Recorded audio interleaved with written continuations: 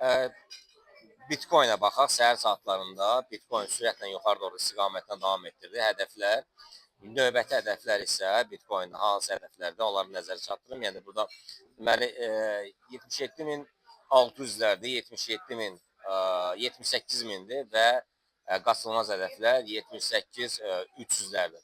Satışlar bugün satış əməliyyatları qiymət 76.800-lərdən aşağı forması qısa zaman ərzində 76.470-lərə və 76.100-lərə qədər enməsi gözlənilir.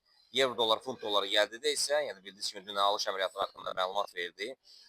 Bugün səhər saatlarında yenidən yuxarı doğru istiqamət aldı və bugün 1.36 300-dən yuxarı formalaşsa yenidən alışlar. Satışlar isə 1.36 850-lərdən gələcək.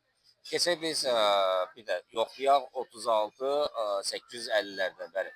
Euro dolar gəldidə isə euro doların alışları bugün yenidən formalaşsa 1.17.500-dən alışlar olacaq, satışlar isə 1.17.100-lərdən gələcək.